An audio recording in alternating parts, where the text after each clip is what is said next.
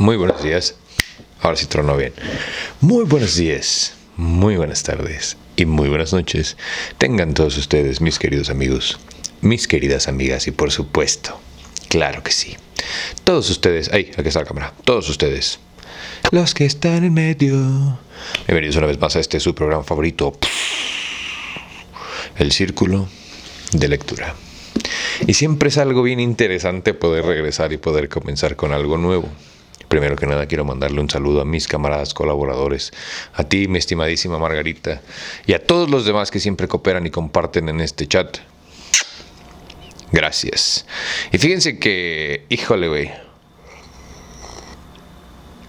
ante esta situación tan interesante, tan rara, ¿no?, de geopolítica mundial, tenía este libro guardado desde cuándo, güey, y no sabía cuándo empezarlo a leer.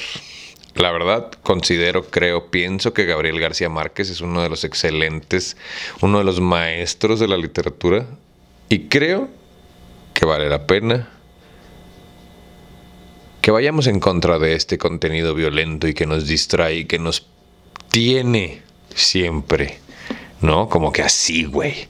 Y nos tomemos un momento para relajarnos y leamos a Gabriel García Márquez 12 cuentos peregrinos. Biblioteca del Premio Nobel. Podríamos discutir a Nobel, pero bueno. Y espérate, güey, no creas que estos anuncios están aquí de Okis. Fíjate lo que me encontré, puñetas, vagando en la biblioteca abandonada de la escuela. Qué horribles palabras juntas. Biblioteca abandonada. Algo deberíamos hacer al respecto. Pero guacha lo que me encontré, güey. Cartas de relación del naco de Hernán Cortés, güey.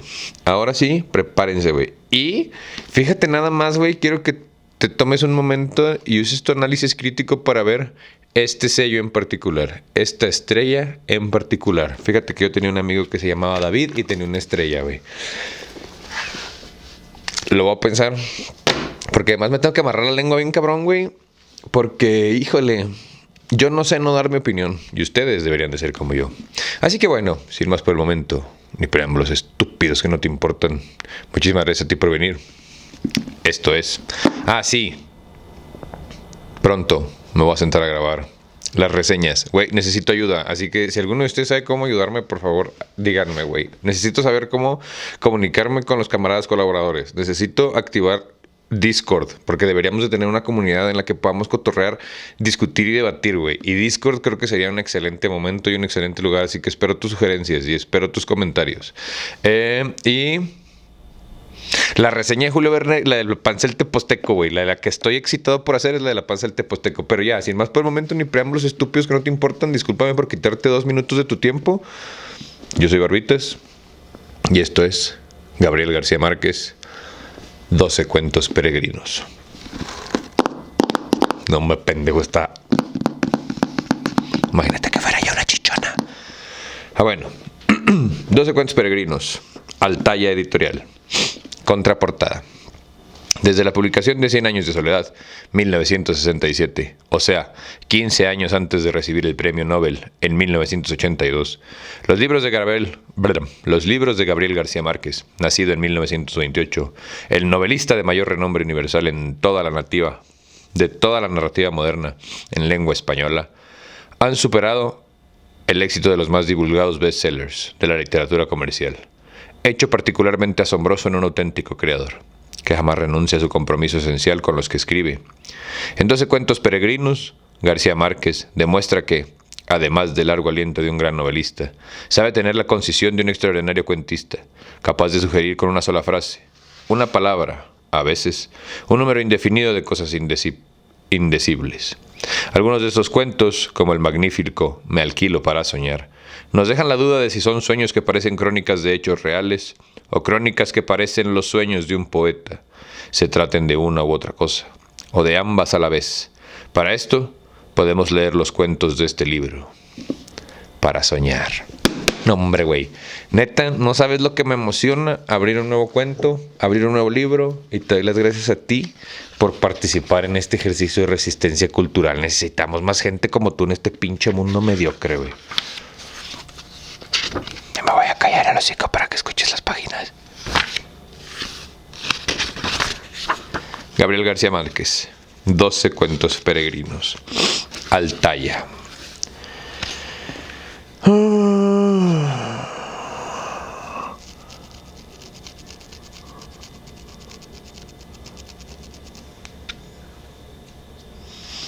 Gabriel García Márquez, Todos los derechos reservados, 1992. Prólogo. ¿Por qué 12? ¿Por qué cuentos? ¿Y por qué peregrinos? Sí, estoy emocionado, güey. Los 12 cuentos de este libro fueron escritos en el curso de los últimos 18 años, antes de su forma actual. 5 de ellos fueron notas periodísticas y guiones de cine. Y uno fue un serial de televisión. Otro lo conté hace 15 años en una entrevista grabada, y el amigo quien se lo conté lo transcribió y lo publicó. Y ahora lo he vuelto a escribir, a partir de esa versión. Ha sido una rara experiencia creativa que merece ser explicada, aunque sea para que los niños que quieren ser escritores cuando sean grandes sepan desde ahora que insaciable y abrasivo es el vicio de escribir. La primera idea se me ocurrió a principios de la década de los 60, a propósito de un sueño esclarecedor que tuve después de 5 años de vivir en Barcelona. Soñé que asistía a mi propio entierro, a pie, caminando entre un grupo de amigos, vestidos de luto solemne, pero con un ánimo de fiesta. Todos parecíamos dichosos de estar juntos, y yo, más que nadie, por aquella grata oportunidad que me daba la muerte, para estar con mis amigos de América Latina. Los más antiguos, los más queridos, los que no veía desde hacía más tiempo. Al final de la ceremonia, cuando empezaron a irse, yo intenté acompañarlos, pero uno de ellos me hizo ver con una severidad terminante que, para mí, se había acabado la fiesta. «Eres el único que no puede irse», me dijo. Solo entonces comprendí que morir es no estar nunca más con los amigos.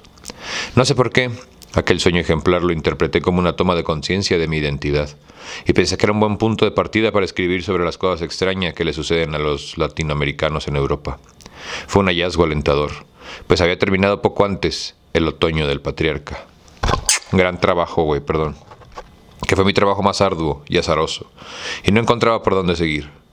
Durante unos años tomé notas de los temas que se me iban ocurriendo sin decidir todavía qué hacer con ellos. Como no tenía en casa una libreta de apuntes, la noche en que resolví empezar, mis hijos me prestaron un cuaderno de escuela. Ellos mismos lo llevaban en sus morrales de libros, en nuestros viajes frecuentes por temor de que se perdiera. Llegué a tener 64 temas anotados con tantos pormenores que solo me faltaba escribirlos. Fue en México, a mi regreso de Barcelona en 1974, donde se me hizo claro que este libro no debía de ser una novela, como me parecía al principio, sino una colección de cuentos cortos, basados en hechos periodísticos, pero redimidos de su condición moral. Sino una colección de cuentos cortos, basados en hechos periodísticos, pero redimidos de su condición mortal por las astucias de la poesía. Hasta entonces había escrito 3 libros de cuentos. Sin embargo, ninguno de los 3 estaba concebido y resuelto como un todo, sino que cada cuento era una pieza autónoma y ocasional. De modo que la escritura de los 64 podía ser una aventura fascinante si lograba escribirlos todos con un mismo trazo, y con una unidad interna de tono y de estilo que los hiciera inseparables en la memoria del lector.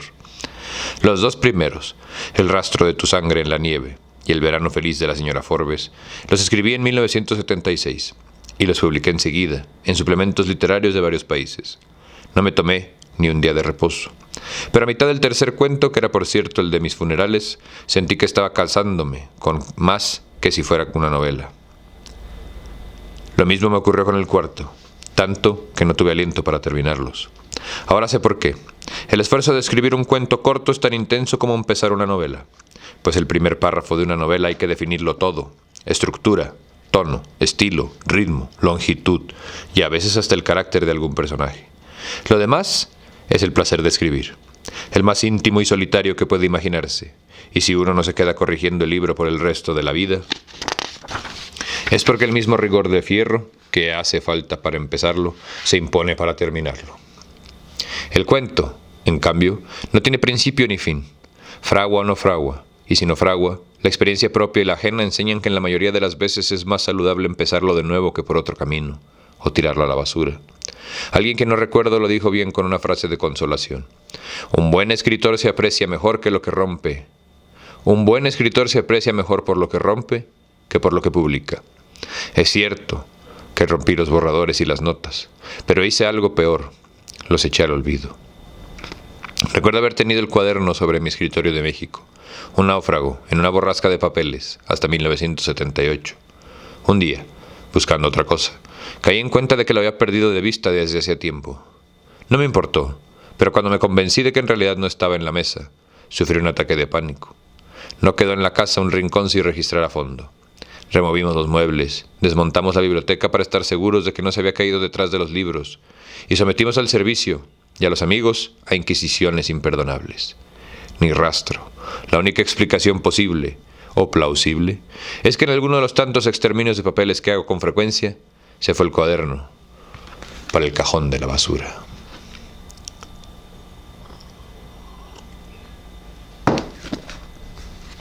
Mi propia reacción me sorprendió.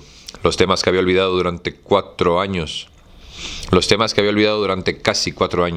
se me convirtieron en un asunto de honor, tratando de recuperarlos a cualquier precio. En un trabajo tan arduo como escribirlos, logré reconstruir las notas de 30. Como el mismo esfuerzo de recordarlos me sirvió de purga, fui eliminando sin corazón los que me parecieron insalvables, y quedaron 18. Esta vez me animaba la determinación de seguir escribiéndolos sin pausa, pero pronto me di cuenta de que les había perdido el entusiasmo. Sin embargo, al contrario de lo que siempre les había aconsejado a los escritores nuevos, no los eché a la basura, sino que volví a archivarlos, por si acaso. Cuando empecé Crónica de una muerte anunciada, en 1979, comprobé que en las pausas entre 2 libros perdí el hábito de escribir y cada vez me resultaba más difícil empezar de nuevo. Por eso, entre octubre de 1980 y marzo de 1984, me impuse la tarea de escribir una nota semanal en periódicos de diversos países, como disciplina para mantener el brazo caliente. Entonces, se me ocurrió que mi conflicto con los apuntes del cuaderno seguía siendo un problema de géneros literarios, y que en realidad no debían de ser cuentos sino notas de prensa. Solo que después de publicar 5 notas tomadas del cuaderno, volví a cambiar de opinión. Eran mejores para el cine. Fue así como se hicieron 5 películas y un serial de televisión. Lo que nunca preví fue que el trabajo de prensa de cine me cambiaría ciertas ideas sobre los cuentos. Hasta el punto del que al escribirlos ahora, en su forma final, he tenido que cuidarme de separar con pinzas de mis propias ideas de las que se me aportaron a los directores durante la escritura de los guiones. Además, la colaboración simultánea con 5 creadores diversos me surgió otro método para escribir los cuentos. Empezaba uno cuando tenía el tiempo libre, lo abandonaba cuando me sentía cansado, o cuando surgía algún proyecto imprevisto, y luego empezaba otro. En poco más de un año, 6 de los 18 temas se fueron al cesto de los papeles, y entre ellos el de mis funerales, pues nunca logré que fuera una parranda como la del sueño. Los cuentos restantes, en cambio, parecieron tomar aliento para una larga vida. Ellos son los 12 de este libro. En septiembre pasado estaban listos para imprimir después de otros 2 años de trabajo intermitente, y así hubiera terminado su incesante peregrinaje de ida y vuelta al cajón de la basura. De no haber sido porque a la última hora me mordió una duda final. Puesto que las distintas ciudades de Europa donde ocurren los cuentos los habría descrito de memoria y a distancia, quise comprobar la fidelidad de mis recuerdos casi 20 años después, y emprendí un rápido viaje de reconocimiento a Barcelona, Ginebra, Roma y París. Ninguna de ellas tenía ya nada que ver con mis recuerdos. Todas, como toda la Europa actual, estaban enrarecidas por una inversión asombrosa. Los recuerdos reales me parecían fantasmas de la memoria, mientras los recuerdos falsos eran tan convincentes que habían suplantado a la realidad. De modo que me era imposible distinguir la línea divisoria entre la dilución y la nostalgia. Fue la solución final, pues por fin había encontrado lo que más me hacía falta para terminar el libro, y que solo podía dármelo el transcurso de los años. Una perspectiva en el tiempo. No dicen, paréntesis cultural, que esta frase de que uno siempre regresa a los lugares donde amó la vida está incompleta, porque cuando regresas a los lugares cuando regresas a los lugares en los que amaste la vida, te das cuenta que lo que amas en realidad es el recuerdo. ponte las pilas.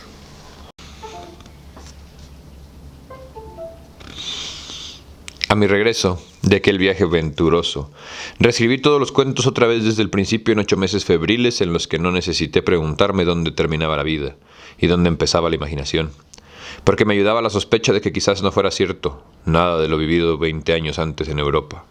La escritura se me hizo entonces tan fluida que a ratos me sentía escribiendo por el puro placer de narrar, que es quizás el estado humano que más se parece a la levitación. Estoy de acuerdo, güey.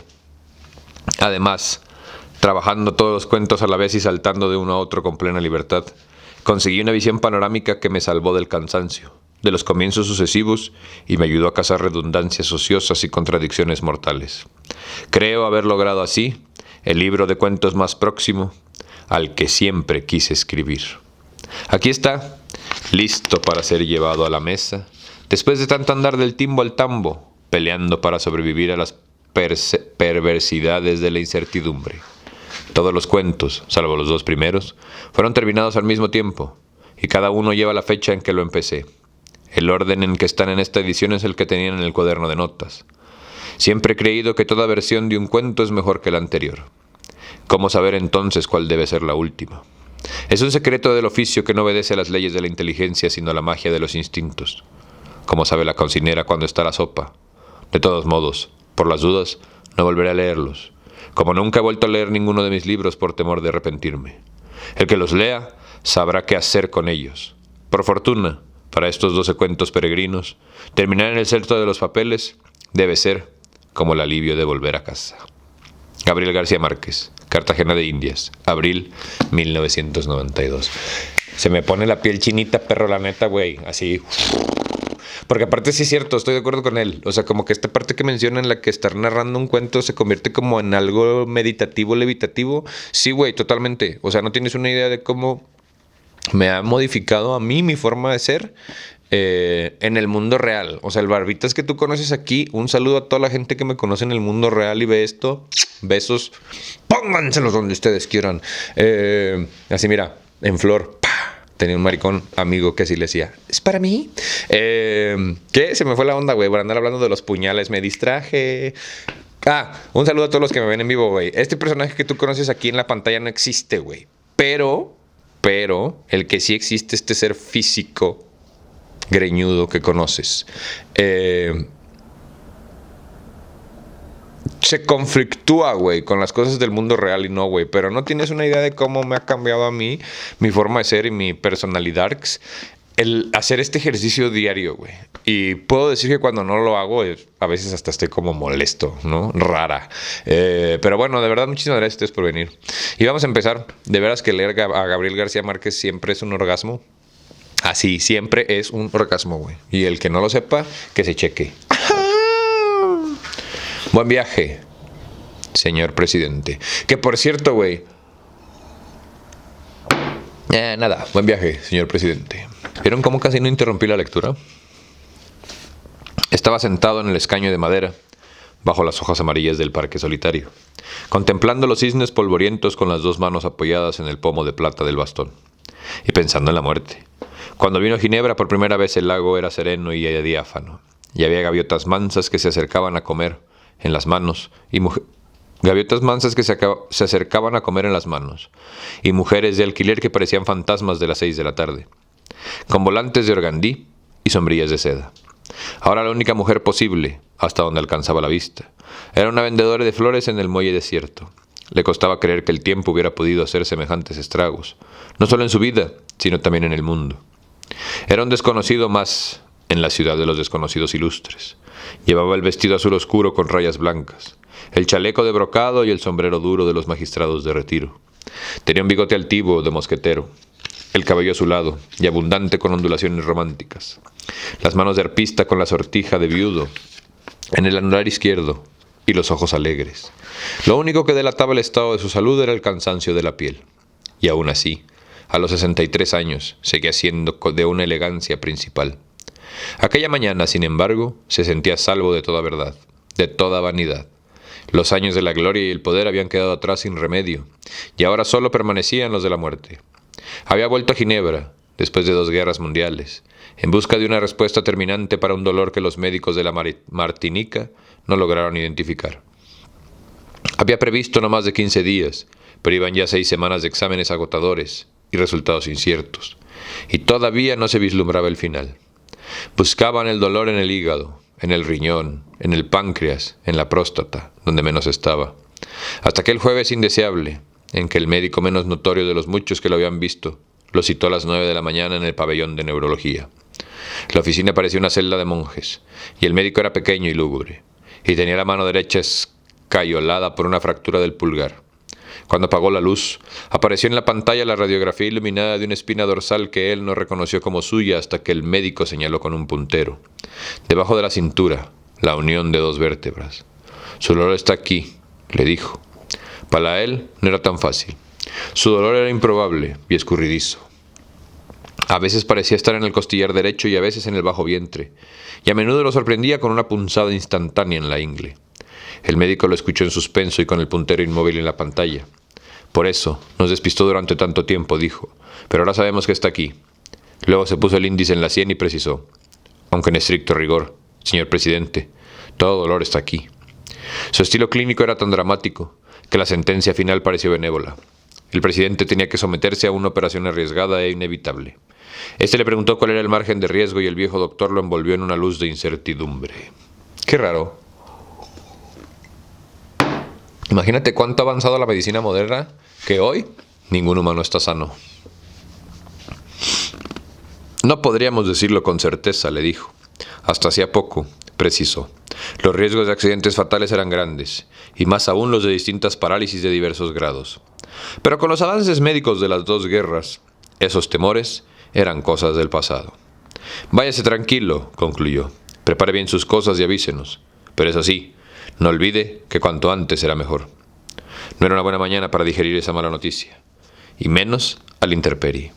Había salido muy temprano del hotel, sin abrigo, porque vio un sol radiante por la ventana, y se había ido con sus pasos contados desde el Chemin du Vieux Soleil, donde estaba el hospital, hasta el refugio de enamorados furtivos del Parque Inglés.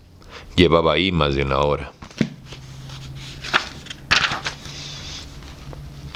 Siempre pensando en la muerte cuando empezó el otoño. El lago se encrespó, como un océano embravecido, y un viento de desorden espantó a las gaviotas y arrasó con las últimas hojas. El presidente se levantó y en vez de comparársela a la florista, arrancó una margarita de los canteros públicos y se la puso en el ojal de la solapa. La florista lo sorprendió. «Esas flores son de Dios, señor», le dijo disgustada. «Son del ayuntamiento». Él no le puso atención. Se alejó con trancos ligeros, empuñando el bastón por el centro de la caña, y a veces haciéndolo girar como un doraire, un tanto libertino. En el puente del Mont Blanc estaban quitando a toda prisa las banderas de la Confederación enloquecidas por la ventolera, y el surtidor esbelto coronado de espuma se apagó antes de tiempo. El presidente no reconoció su cafetería. El presidente no reconoció su cafetería de siempre sobre el muelle, porque habían quitado el tordo verde de la marquesina y las terrazas floridas del verano acababan de cerrarse. En el salón, las lámparas estaban encendidas a pleno día, y el cuarteto de cuerdas tocaba un Mozart premonitorio. El presidente cogió, en el mostrador, un periódico de la pila reservada para los clientes, colgó el sombrero y el bastón en la percha, se puso los lentes con armadura de oro para leer en la mesa más apartada.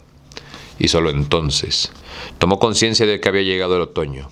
Empezó a leer por la página internacional, donde encontraba muy de vez en cuando alguna noticia de las Américas, y siguió leyendo de atrás hacia adelante, hasta que la mesera le llevó su botella diaria de agua de Evian. Hacía más de 30 años que había renunciado al hábito del café, por imposición de sus médicos, pero había dicho, si alguna vez tuviera la certidumbre de que voy a morir, volvería a tomarlo.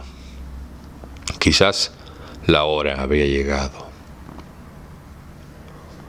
«Tráigame también un café», ordenó en un francés perfecto, y precisó sin reparar en el doble sentido. A la italiana, como para levantar a un muerto. Se lo tomó sin azúcar, a sorbos lentos, y después puso la taza boca abajo en el plato para que el sedimento del café, después de tantos años, tuviera tiempo de escribir su destino. El sabor recuperado, lo redimió por un instante de su mal pensamiento. Un instante después, como parte del mismo sortilegio, sintió que alguien lo miraba. Entonces pasó la página con un gesto casual. Miró por encima de los lentes y vio al hombre pálido y sin afeitar, con una gorra deportiva y una chaqueta de cordero volteado, que apartó la mirada al instante para no tropezar con la suya. Su cara le era familiar. Se habían cruzado varias veces en el vestíbulo del hospital. Lo había vuelto a ver cualquier día en una motoneta por la Promenade du Lac, mientras él contemplaba los cisnes, pero nunca se sintió reconocido. No descartó, sin embargo, que fuera otra de las tantas fantasías persecutorias del estilo. Terminó el periódico sin prisa, flotando en los chelos suntuosos de Brahms, hasta que el dolor fue más fuerte que la analgesia de la música. Entonces miró el relojito de oro que llevaba colgando con una leontina en el bolsillo del chaleco, y se tomó las 2 tabletas calmantes del mediodía con el último trago de agua Evian. Antes de quitarse los lentes, descifró su destino en el asiento del café, y sintió un estremecimiento glacial. Ahí estaba la incertidumbre.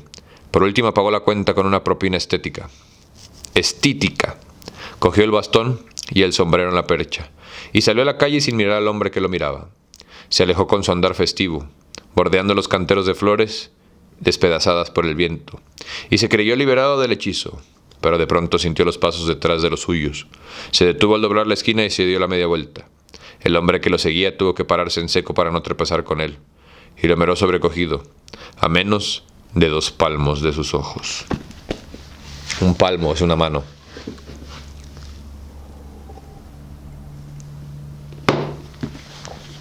Señor presidente, murmuró. Dígale a los que le pagan que no se hagan ilusiones, dijo el presidente, sin perder la sonrisa ni el encanto de la voz. Mi salud es perfecta. Nadie lo sabe mejor que yo, dijo el hombre, abrumado por la carga de dignidad que le cayó encima. Trabajo en el hospital. La dicción y la cadencia y aún su timidez eran las de un Caribe crudo. No me dirá que es médico, le dijo el presidente. ¿Qué más quisiera yo, señor?, le dijo el hombre. Soy chofer de ambulancia. Lo siento, dijo el presidente, convencido de su error. Es un trabajo duro. No tanto como el suyo, señor. Él lo miró sin reservas y se apoyó en el bastón con las 2 manos, y le preguntó con un interés. ¿De dónde es usted? Del Caribe.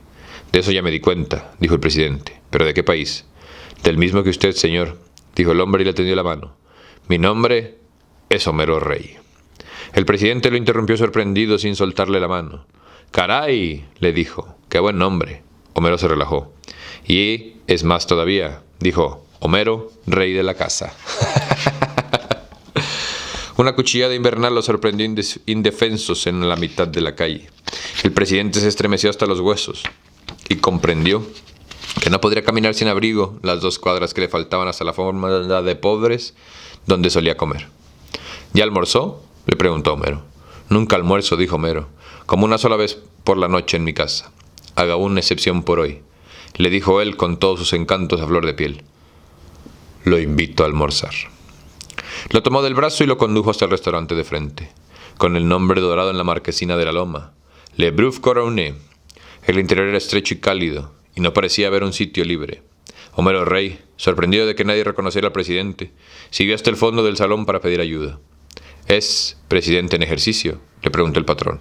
No, dijo Homero, derrocado. El patrón soltó una sonrisa de aprobación.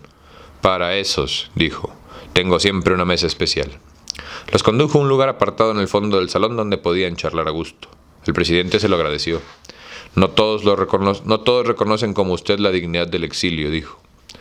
La especialidad de la casa eran las costillas de buey al carbón.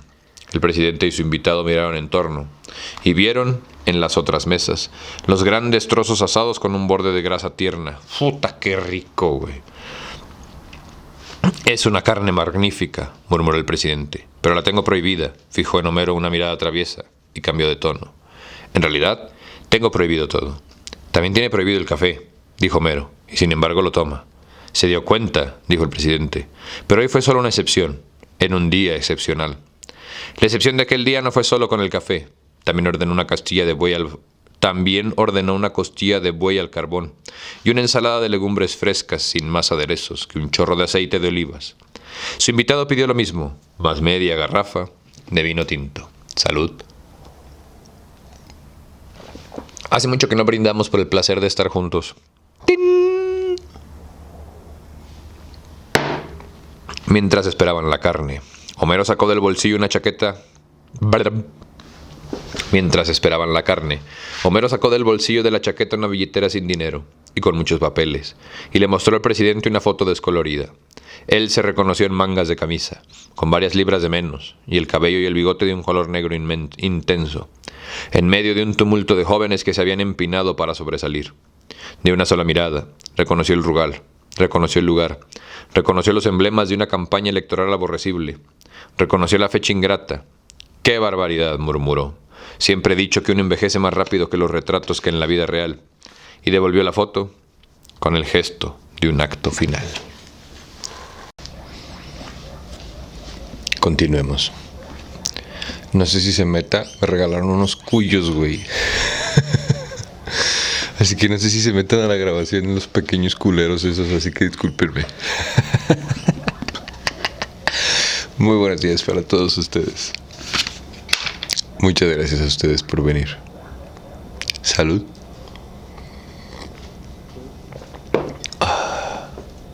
Y esto es Gabriel García Márquez. 12 cuentos peregrinos y estamos leyendo Buen Viaje. Señor presidente, muchas gracias a ti por venir. Lo recuerdo muy bien, dijo. Fue hace miles de años en la gallera de San Cristóbal de las Casas. En mi pueblo, dijo Homero. Es mi pueblo, dijo Homero, y se señaló a sí mismo en el grupo. Este soy yo. El presidente lo reconoció. Era una criatura. Casi, dijo Homero. Estuve con ustedes toda la campaña del sur como dirigente de las brigadas universitarias. El presidente se anticipó al reproche. Yo, por supuesto, ni siquiera me fijaba en usted, dijo. Al contrario, era muy gentil con nosotros, dijo Homero. Pero éramos tantos que no es posible que se acuerde. Y luego, ¿quién lo puede saber más que usted?, dijo Homero. Después del golpe militar, lo que es un milagro es que los dos estemos aquí, listos para comernos medio buey. No muchos tuvieron la misma suerte. En ese momento les llevaron los platos. El presidente se puso la servilleta en el cuello, como un babero de niño, y no fue insensible a la callada sorpresa del invitado. Si no hiciera esto, perdería una corbata en cada comida, dijo. Antes de empezar, probó la sazón de la carne. La probó con un gesto complacido y volvió al tema. Lo que no me explico, dijo, es por qué no se me había acercado antes en vez de seguirme como un sabueso. Entonces Homero le contó que lo había reconocido desde que lo vio entrar en el hospital por una puerta reservada para casos muy especiales. Era pleno verano, y él llevaba el traje completo de lino blanco de las Antillas, con zapatos combinados en blanco y negro, la margarita en el ojal, ¡ay, güey!, y la hermosa cabellera alborotada por el viento. Homero averiguó que estaba solo en Ginebra, sin ayuda de nadie, pues conocía de memoria la ciudad donde había terminado sus estudios de leyes.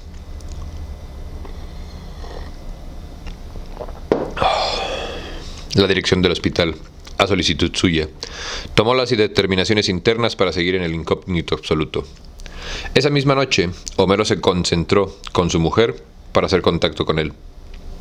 Sin embargo, lo había seguido durante 5 semanas buscando una ocasión propicia, y quizás no habría sido capaz de saludarlo si él no lo hubiera enfrentado.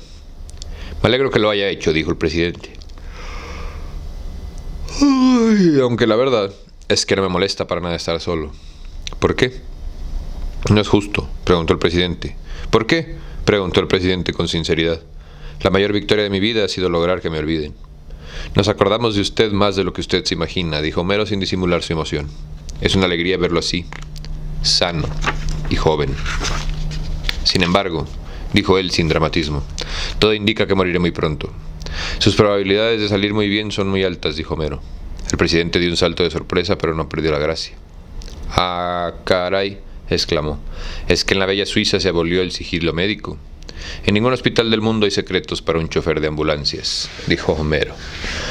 Pues lo que yo sé, lo he sabido hace apenas 2 horas por la boca del único que debía saberlo. En todo caso, usted no morirá en vano, dijo Homero. Alguien lo pondrá en el lugar que le corresponde como un gran ejemplo de dignidad. El presidente fingió un asombro cómico. Gracias por prevenirme. Ay, güey, perdón, dijo. Gracias por prevenirme, dijo. Comía como hacía todo, despacio y con una gran pulcritud. Mientras tanto miraba a Homero directo a los ojos, de modo que éste tenía la impresión de ver lo que él pensaba. Al cabo de una larga conversación de evocaciones nostálgicas, hizo una sonrisa maligna. Había decidido no preocuparme por mi cadáver, dijo, pero ahora veo que debo tomar ciertas precauciones de novela policíaca para que nadie lo encuentre. Será inútil, bromeó Homero a su vez. En el hospital no hay misterios que duren más de una hora. Cuando terminaron con el café, el presidente leyó el fondo de su taza y volvió a estremecerse. El mensaje era el mismo. Sin embargo, su expresión no se alteró. Pagó la cuenta en efectivo, pero antes verificó la suma varias veces. Contó varias veces el dinero con un cuidado excesivo y dejó una propina que solo merecía un gruñido del mesero.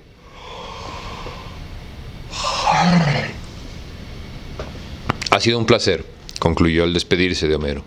No tengo fecha para la operación y ni siquiera he decidido si voy a someterme o no. Pero si todo sale bien, volveremos a vernos. ¿Y por qué no antes?, dijo Homero. Lázara, mi mujer, es cocinera de ricos. Nadie prepara el arroz con camarones mejor que ella, y nos gustaría tenerlo en casa una noche de estas. Tengo prohibidos los mariscos, pero los comeré con mucho gusto, dijo él. Dígame cuándo. El jueves es mi día libre, dijo Homero. Perfecto, dijo el presidente.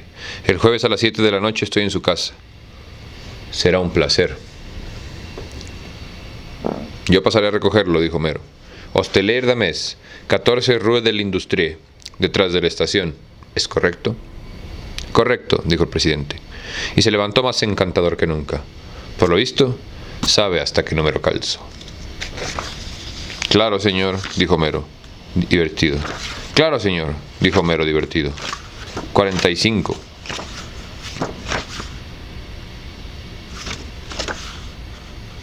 Yo pensé que estaban más cortitos. Lo que Homero Rey no le contó el presidente, pero se lo siguió contando durante años a todo el que quiso oírlo, fue que su propósito inicial no era tan inocente. Como otros choferes de ambulancia, tenía arreglos con empresas funerarias y compañías de seguros para vender servicios dentro del mismo hospital, sobre todo a pacientes extranjeros de escasos recursos. Eran ganancias mínimas, y además había que repartirlas con otros empleados que se paseaban de mano en mano los informes secretos sobre los enfermos graves. Pero era un buen consuelo para un desterrado sin porvenir que subsistía a duras penas con su mujer y sus 2 hijos con un sueldo ridículo. Lázara Davis, su mujer, fue más realista. Era una mulata fina de San Juan de Puerto Rico, menuda y maciza, del color caramelo en reposo y con unos ojos de perra brava que le iban muy bien a su modo de ser. Se habían conocido en los servicios de claridad del hospital, donde ella trabajaba como un ayudante de todo después de un rentista de su país, que la había llevado como niñera. La dejó al garete en Ginebra. Se habían casado por el rito católico, aunque ella era princesa yoruba, y vivían en una sala y 2 dormitorios, en el 8º piso sin ascensor de un edificio de migrantes africanos. Tenían una niña de 9 años, Bárbara, y un niño de 7, Lázaro, con algunos índices menores de retraso mental. Espérate, tiempo, paréntesis cultural. ¿Ya viste desde cuándo la inmigración es un tema?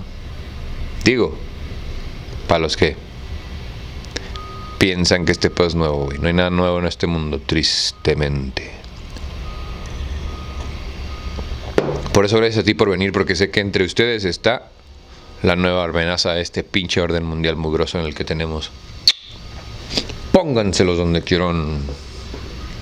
Lázara Davis era inteligente y de mal carácter, pero con unas entrañas tiernas. Se consideraba a sí misma como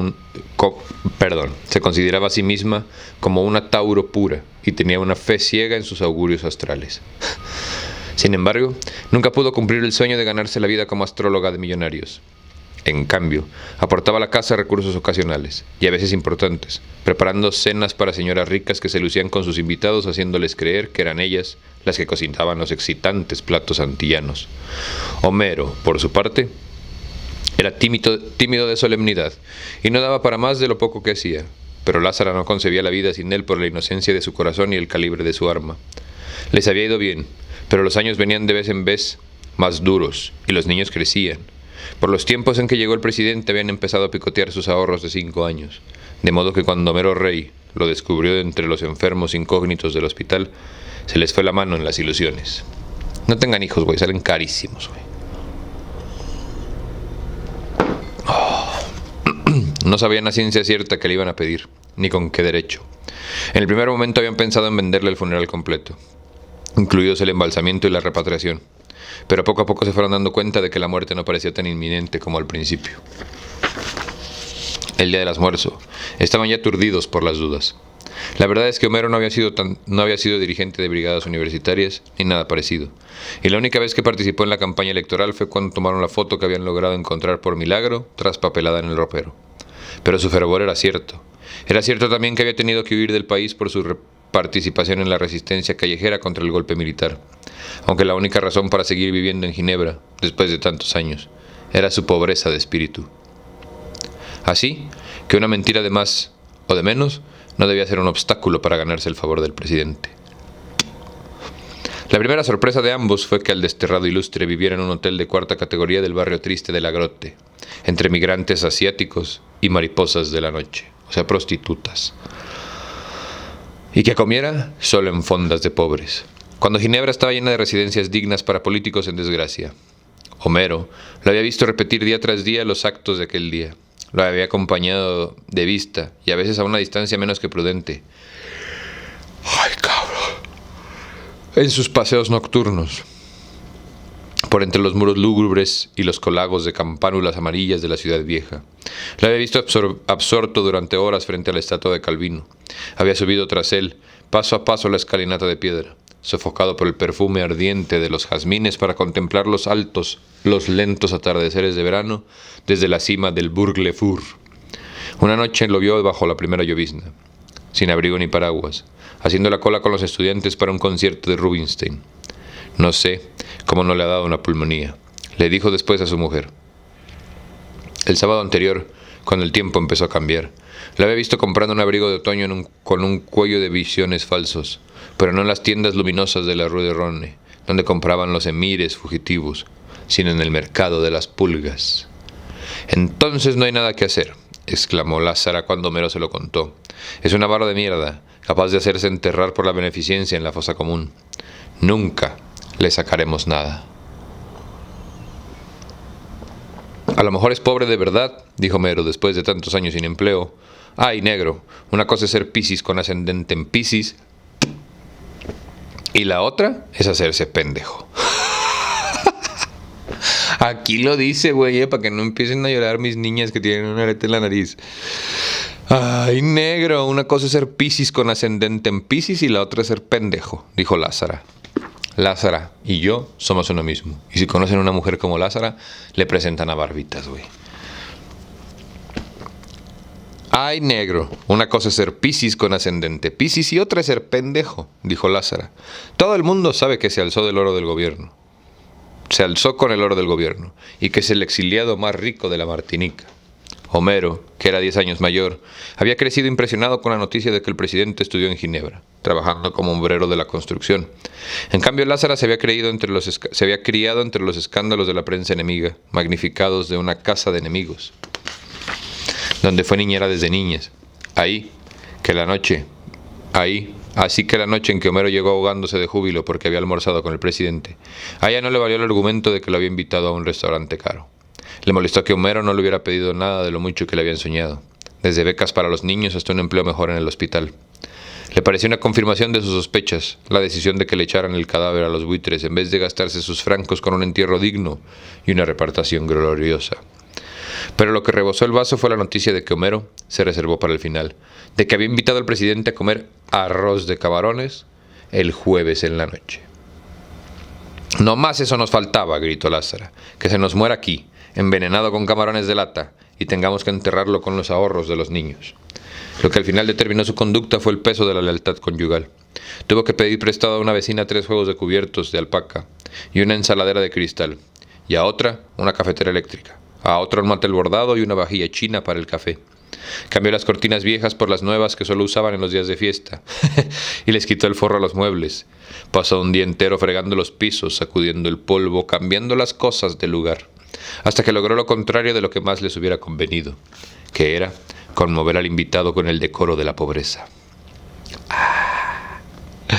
El jueves en la noche, después que se repuso del ahogo de los 8 pisos, el presidente apareció en la puerta con el nuevo abrigo viejo y el sombrero melón de otro tiempo, y con una sola rosa para Lázara. Ella se impresionó por su hermosura viril y sus maneras de príncipe, pero más allá de todo eso lo vio como esperaba verlo, falso y rapaz, Le pareció impertinente porque ella había cocinado con las ventanas abiertas para evitar que el vapor de los camarones impregnara la casa. Y lo primero que hizo al entrar fue aspirar a fondo como en un éxtasis súbito y exclamó con los ojos cerrados y los brazos abiertos: ¡Ah! El olor de nuestro mar. Le pareció más tacaño que nunca por llevarle una sola rosa, robada sin duda en los jardines públicos. Le pareció insolente por el desdén con el que miró los recortes de periódicos sobre sus glorias presidenciales y los gallardetes banderines de la campaña, que Homero había clavado con tanto candor en la pared de la sala. Le pareció duro de corazón, porque no saludó ni siquiera a Bárbara y a Lázaro, que le tenían un regalo hecho por ellos. Y en el curso de la cena se refirió a dos cosas que no podía soportar: los perros y los niños. Los odio. Sin embargo, su sentido caribe de la hospitalidad se impuso sobre sus prejuicios. Se había puesto la bata africana de sus noches de fiesta y sus collares y pulseras de santería. Y no hizo durante la cena un solo gesto ni dijo una sola palabra de sobra. Fue más que irreprochable. Perfecta. La verdad era que el arroz de camarones no estaba entre las virtudes de su cocina, pero lo hizo con los mejores deseos, y le quedó muy bien. El presidente se sirvió 2 veces sin medirse en los elogios, y le encantaron las tajadas fritas de plátano maduro y la ensalada de aguacate. Aunque no compartió las nostalgias, Lázara se conformó con escuchar hasta los postres. Cuando Homero se atascó sin que viniera el cuento en el callejón sin salida de la existencia de Dios: «Yo sí creo que existe», dijo el presidente, «pero que no tiene nada que ver con los seres humanos. Anda en cosas mucho más grandes». «Yo solo creo en los astros», dijo Lázara, y escrutó la reacción del presidente. «¿Qué día nació usted?» 11 de marzo. «Tenía que ser», dijo Lázara con un sobresalto triunfal, y preguntó de buen tono: «¿No serán demasiado 2 Piscis en una misma mesa?». Los hombres seguían hablando de Dios cuando ella se fue a la cocina a preparar el café. Había recogido los trastos de la comida y ansiaba con toda su alma que la noche terminara bien. De regreso a la sala con el café, le salió al encuentro con una frase suelta del presidente que la dejó atónita. «No lo dude, mi querido amigo. Lo peor puedo pasarle a nuestro pobre país que es que yo fuera presidente». Homero vio a Lázaro en la puerta con las tazas chinas y la cafetera prestada, y creyó que se le iba a desmayar. También el presidente se fijó en ella. «No me mire así, señora», le dijo en buen tono. «Estoy hablando con el corazón». Y luego, volviéndose a Homero, terminó: «Menos mal que estoy pagando cara mi insensatez». Lázara sirvió el café, apagó la lámpara cenital de la mesa, cuya luz inclemente estorbaba para conversar, y la sala quedó en una penumbra íntima. Por primera vez se interesó en el invitado, cuya gracia no alcanzaba a disimular su tristeza. La curiosidad de Lázaro aumentó cuando él terminó el café y puso la taza boca abajo en el plato para que reposara el asiento. El presidente les contó en la sobremesa que había escogido la isla de Martinica para su destierro, por la amistad con el poeta Aimé Césaire, que por aquel entonces acababa de publicar su Cahiers d'un rure pays natal, y que le prestó ayuda para iniciar una nueva vida. Con lo que les quedaba de la herencia de la esposa, compraron una casa de maderas nobles en las colinas de Fort-de-France, con las alambreras en las ventanas y una terraza de mar llena de flores primitivas, donde era un gozo dormir con el alboroto de los grillos, y la brisa de melaza y rondecaña de los trapiches. Se quedó ahí con la esposa, 14 años mayor que él, y enferma desde su parto único, atrincherado contra el destino con la relectura viciosa de sus clásicos latinos, en latín, y con la convicción de que aquel era el acto final de su vida. Durante años tuvo que resistir las tentaciones de toda clase de aventuras que le proponían sus partidarios derrotados. Pero nunca volvió a abrir una carta, dijo. Nunca. Desde que descubrí que hasta las más urgentes eran menos urgentes una semana después, y que a los 2 meses no se acordaba de ellas ni el que las había escrito. Miró a Lázaro a media luz, cuando encendió un cigarrillo, y se lo quitó con un movimiento hábito de los dedos. Le dio una chupada profunda y retuvo el humo en la garganta. Lázaro, sorprendida, cogió la cajetilla y los fósforos para encender otro, pero él le devolvió el cigarrillo encendido. «Fue usted con tanto gusto que no pude resistir la tentación», le dijo él. «Pero tuvo que soltar el humo porque sufrió un principio de tos. Abandoné el vicio hace muchos años, pero él no me abandonó a mí por completo», dijo. «Algunas veces ha logrado vencerme, como ahora». La tos le dio 2 sacudidas más. Volvió el dolor. El presidente miró la hora en el relojito de bolsillo y tomó las 2 tabletas de la noche. Luego escrutó el fondo de la taza, pero no había cambiado nada. Pero esta vez no se estremeció. La borra de café se llama lo que está leyendo, güey. Hay gente que cree que cuando haces el café en prensa, paréntesis cultural, Cuando haces el café en prensa, güey, de la que es así, no cafetera de que gotea, o sea, el agua hirviente gotea en una madre y cae. Ni tampoco estas cosas de Nescafé o de no es café. El café soluble tampoco aplica, güey, sí, déjenlo de lado. Cada quien toma el café que puede, güey, y seamos honestos, o sea, esas pinches mafufadas de que es que eso no es café, es que eso sí es café, huevos putos. Pero a lo que voy es que la borra del café, güey, es algo que se hace cuando el café de prensa te lo sirven y bien que mal lleva como un sedimento, güey, un bagajo. Y se queda hasta abajo de la taza. Entonces hay gente, güey, que tiene la capacidad o la creencia de que se puede leer. Y eso es lo que está leyendo el presidente cada vez que se toma un café, que podemos entender que es de prensa, porque si no tuviera prensa o esas mafufadas, no se haría la borra de café. Y a los que les guste mucho, güey, hay un libro de Mario Benedetti que sí se llama Puta, güey, te va a hacer llorar, ñero.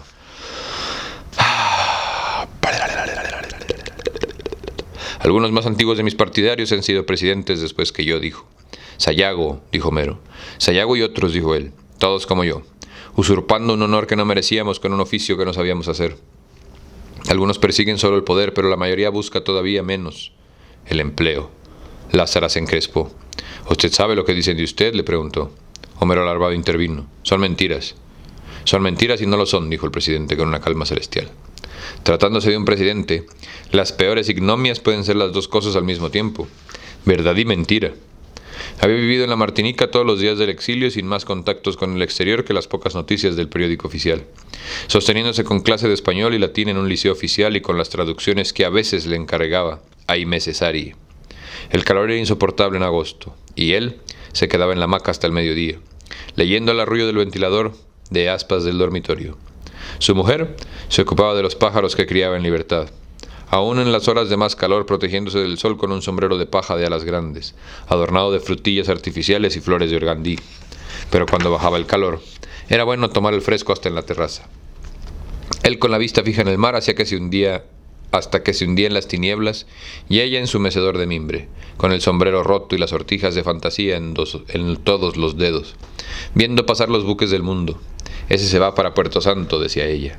Ese casino puede andar con la carga de guineos de Puerto Santo, decía, pues no le parecía posible que pasara un buque que no fuera de su tierra. Él se hacía el sordo, aunque al final ella logró olvidar mejor que él, porque se quedó sin memoria.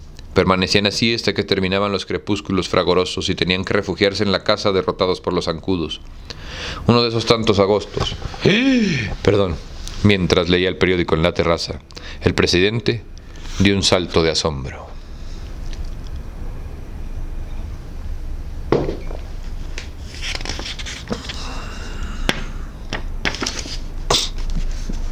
Ah, caray, dijo, he muerto en Estoril. Su esposa, levitando en el sopor, se espantó con la noticia. Eran 6 líneas en la página 5 del periódico que se imprimía a la vuelta de la esquina, en la cual se publicaban sus traducciones ocasionales, y cuyo director pasaba a visitarlo de vez en cuando. Y ahora decía que había muerto en Estoril de Lisboa, balneario y guardia de la decadencia europea. Fíjate cuánto tiempo tiene la decadencia europea, güey. No somos nada. Donde nunca había estado y tal vez el único lugar del mundo donde no hubiera querido morir. La esposa murió de veras en un año después, atormentada por el último recuerdo que le quedaba para aquel instante, el del único hijo que había participado en el derrocamiento de su padre y fue fusilado más tarde por sus propios cómplices. El presidente suspiró. Así somos y nada podrá derrimirnos, dijo. Un continente concebido por las heces del mundo entero sin un instante de amor. Hijos de raptos, de violaciones, de tratos infames, de engaños, de enemigos con enemigos. Se enfrentó a los ojos africanos de Lázaro que lo escudriñaban sin piedad y trató de amansarla con su labia de viejo maestro. La palabra mestizaje significa mezclar las lágrimas con la lágrima que corre, con la sangre que corre. ¿Qué puede esperarse de semejante brebaje? Lázaro lo clavó en su sitio con un silencio de muerte, pero logró sobreponerse, poco antes de la medianoche, y lo despidió con un beso formal. El presidente se opuso a que Homero lo acompañara al hotel, pero no pudo impedir que lo ayudara a conseguir un taxi. De regreso a casa, Homero encontró a su mujer descompuesta de furia. Ese es el presidente mejor tumbado en el mundo, dijo ella. Un tremendo hijo puta. A pesar de los esfuerzos que hizo Homero por tranquilizarla, pasaron en vela una noche terrible. Lázara reconocía que era uno de los hombres más bellos que había visto, con un poder de seducción devastadora y una virilidad de semental. Así como está, viejo y jodido, debe todavía ser un tigre en la cama, dijo, pero creía que esos dones de Dios los había malbaratado al servicio de la simulación. ¿Escuchaste bien? Al servicio de la simulación. No podía soportar sus alardes de haber sido el peor presidente de su país, ni sus ínfolas de asceta. Si estaba convencida de que era dueño de la mitad de los ingenios de la Martinica, ni la hipocresía de su desdén por el poder. Si era evidente que lo daría todo por volver un minuto a la presidencia para hacerles morder el polvo a sus enemigos. Y todo eso, concluyó, solo por tenernos rendidos a sus pies. ¿Qué se puede ganar con eso?, dijo Homero. Nada, dijo ella. Lo que pasa es que la coquetería es un vicio que no se sacia con nada. Era tanta su furia que Homero no pudo soportarla en la cama y se fue a terminar la noche envuelto con una manta en el diván de la sala. Lázara se levantó también en la madrugada, desnuda de cuerpo entero, como solía dormir, y estar en casa, y hablando consigo misma en un monólogo de una sola cuerda. En un momento, borró de la memoria de la humanidad todo rastro de la cena indeseable. Devolvió al amanecer las cosas prestadas y cambió las cortinas nuevas por las viejas y puso los muebles en su lugar, hasta que la casa volvió a ser tan pobre y decente como había sido hasta la noche anterior. Por último, arrancó los recortes de prensa, los retratos, los bandarines y gallardetes de la compañía abominable, y tiró todo en el cajón de la basura con un grito final: ¡al carajo! ¡Ay, Lazarita! Una morena así de fuego quiero, güey. Por favor. Ocupo ni necesito. Una semana después de la cena, Homero encontró al presidente esperándolo a la salida del hospital, con la súplica de que lo acompañara a su hotel. Subieron los 3 pisos empinados hasta una mansarda con una sola claraboya que daba a un cielo de ceniza, atravesada por una cuerda con ropa puesta a secar. Había además una cama matrimonial que ocupaba la mitad del espacio, una silla simple, un aguamanil y un bidé portátil, y un ropero de pobres con el espejo nublado. El presidente notó la impresión de Homero. «Es el mismo cubil donde viví mis años de estudiante», le dijo como excusándose. «Lo reservé desde Fort-de-France». Sacó de una bolsa de terciopelo y desplegó sobre la cama el saldo final de sus recursos. Varias pulseras de oro con distintos adornos de piedras preciosas, un collar de perlas de 3 vueltas y otros 2 de oro y piedras preciosas, 3 cadenas de oro con medallas de santos y un par de aretes de oro con esmeraldas, otro con diamantes y otro con rubíes, 2 relicarios con guardapelos, 2 relicarios y un guardapelos, 11 sortijas con toda clase de monturas preciosas y una diadema de brillantes que pudo haber sido de una reina.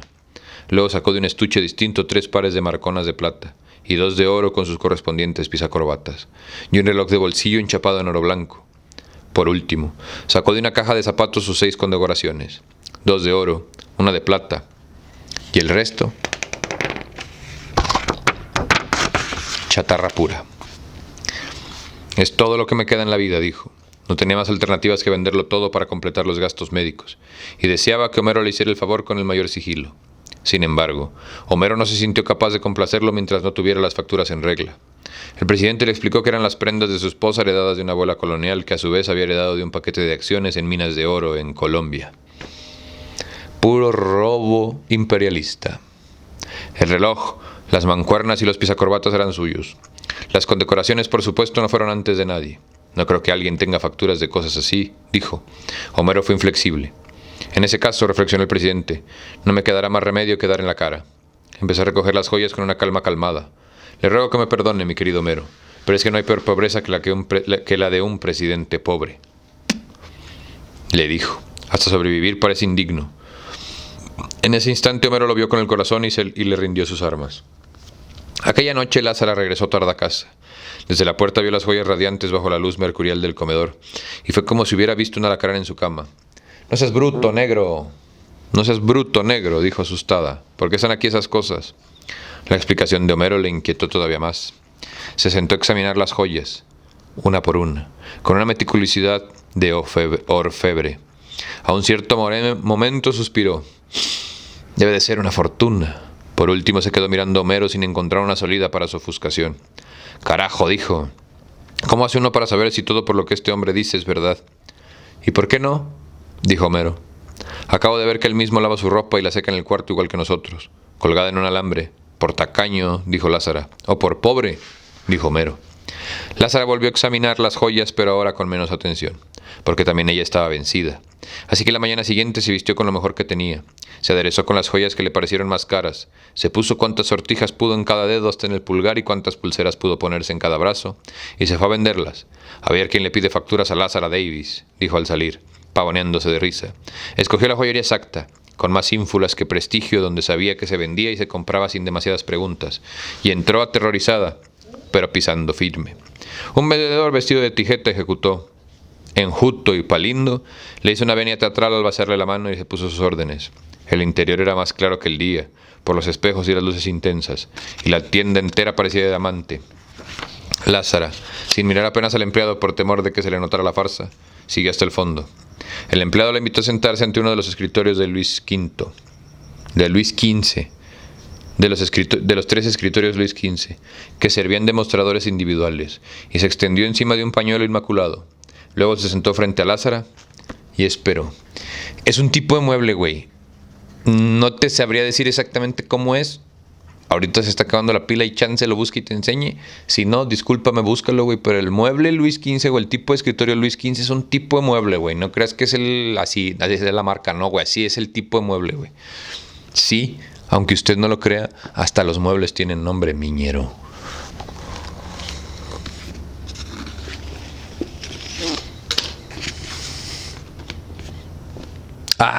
Y el escritorio Luis XV, güey. No sé dónde dejé mis señeros. A ver si me acuerdo. Si no, ahorita lo anoto. ¿En qué puedo servirle? Ella se quitó las sortijas, las pulseras y los collares, los aretes y todo lo que llevaba a la vista y fue poniéndolo sobre el escritorio en un orden de ajedrez. Lo único que quería, dijo, era conocer su verdadero valor. El joyero se puso el monóculo en el ojo izquierdo y empezó a examinar las alhajas con un silencio clínico. Al cabo de un largo rato, sin interrumpir el examen, preguntó: ¿De dónde es usted? Lázara no había previsto esa pregunta. Ay, mi señor, suspiró. De muy lejos. Me lo imagino, dijo él. Volvió el silencio mientras Lázara lo escudriñaba sin misericordia con sus terribles ojos de oro. El joyero le consagró una atención especial a la diadema de diamantes y la puso aparte de las otras joyas. Lázara suspiró. Es usted un Virgo perfecto, dijo. El joyero no interrumpió el examen. ¿Cómo lo sabe? Por el modo de ser, dijo Lázara. Él no hizo ningún comentario hasta que terminó y se dirigió a ella con la misma parsimonia del principio. ¿De dónde viene todo esto? Herencia de una abuela, dijo Lázara con voz tensa.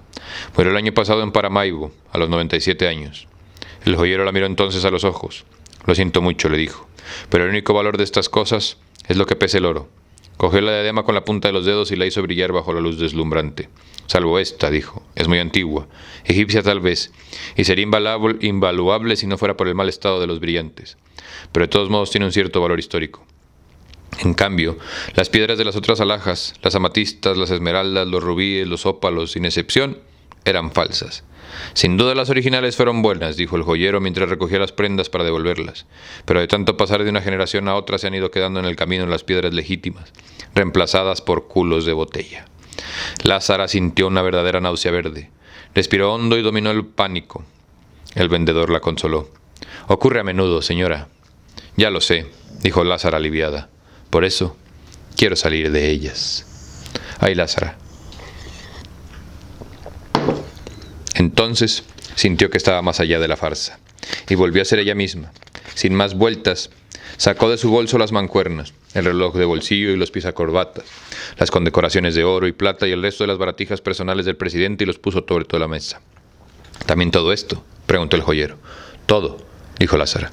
Los francos suizos con los que le pagaron eran tan nuevos que temió mancharse los dedos con la tinta fresca. Los recibió sin contarlos, y el joyero la despidió en la puerta con la misma ceremonia del saludo.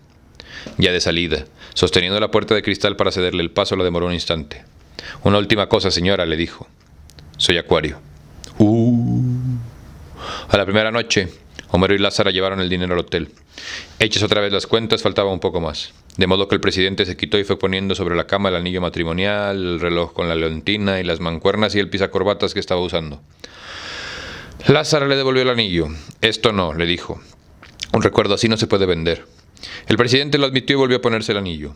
Lázara le devolvió a sí mismo el reloj del chaleco. Esto tampoco, dijo. El presidente no estuvo de acuerdo, pero ella lo puso en su lugar. ¿A quién se le ocurre vender relojes en Suiza? Ya vendimos uno, dijo el presidente. Sí, pero no por el reloj, sino por el oro.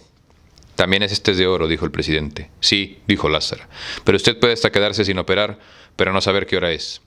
Tampoco le aceptó la montura de oro de los lentes, aunque él tenía otro par de carey. Sopesó las prendas que tenía en la mano y puso término a las dudas. Además, dijo, con esto alcanza. Antes de salir, rescolgó la ropa mojada sin consultárselo, y se la llevó para secarla y plancharla en su casa. Se fueron en la motoneta, Homero conduciendo y Lázara en la parrilla, abrazada a su cintura. Las luces públicas acababan de encenderse en la tarde malva. El viento había arrancado las últimas hojas, y los árboles parecían fósiles desplumados. Un remolcador descendía por el rondano con un radio de todo volumen que se iba dejando por las calles en un reguero de música. Georges Brassens cantaba. Mon amour tiens bien a la barre, le temps van passer là et le temps en un barbare dens le generé de Atila. Por la U son cheval ples le amor no reve paz. ¿Sabe qué vergas acabo de decir? Homero y Lázara corrían en silencio embriagados por la canción y el olor memorable de los jacintos. Al cabo de un rato, ella pareció despertar de un largo sueño. «Carajo», dijo. «¿Qué?» «El pobre viejo», dijo Lázara. ¡Qué vida de mierda! La neta, güey. Paréntesis cultural. Qué bonito escribe este hijo de su chingada madre, güey. ¿A poco no? La neta, seamos honestos, güey. O sea, qué bonito escribe, qué natural escribe. Parece que estás platicando con uno de tus amigos. Inclusive me gusta mucho el lujo del lenguaje amplio. O sea, que no le da miedo decir groserías, güey. Que las sabe utilizar como acentos en el lenguaje que son. Gabriel, te amo para siempre. El viernes siguiente, 7 de octubre, el presidente fue operado de una sesión... Sí, es Gabriel, perdón. En una sesión de 5 horas que por el momento dejó las cosas tan oscuras como estaban. En rigor, el único consuelo era saber que estaba vivo. Al cabo de 10 días lo pasaron a un cuarto compartido con otros enfermos y pudieron visitarlo. Era otro, desorientado y macilento, y con un callo ralo que se desprendía con un solo roce de la almohada. De su antigua presencia, solo le quedaba la fluidez de las manos. Su primer intento de caminar con 2 bastones ortopédicos fue descorazonador. Lázara se quedaba a dormir a su lado para ahorrarle el gasto de una enfermera nocturna. Uno de los enfermos del cuarto pasó la primera noche gritando por el pánico de la muerte. Aquellas veladas interminables acabaron con las últimas retinencias de Lázara. A los 4 meses de haber llegado a Ginebra, la dieron de alta. Homero, administrador meticuloso de sus fondos exiguos, pagó las cuentas del hospital y se lo llevó en ambulancia con otros empleados que ayudaron a subirlo al 8º piso. Se le instaló en la cova de los niños, a quienes nunca acabó de reconocer, y poco a poco volvió a la realidad. Se empeñó en los ejercicios de rehabilitación con un rigor militar, y volvió a caminar con un solo bastón. Pero aún, vestido con la buena ropa de antaño, estaba muy lejos de ser el mismo, tanto por su aspecto como por el modo de ser. Temeroso del invierno que se anunciaba muy severo, y que en realidad fue el más crudo de lo que iba del siglo, decidió regresar en un barco que zarpaba de Marsella el 13 de diciembre, contra el criterio de los médicos que querían vigilarlo un poco más. A última hora, el dinero no alcanzó para tanto. Lázara quiso completarlo a escondidas de su marido con un rasguño más de los ahorros de los hijos, pero también ahí encontró menos de lo que suponía. Entonces Homero le confesó que lo había cogido a escondidas de ella para completar la cuenta del hospital. Bueno, se resignó Lázara. Digamos que era el hijo mayor.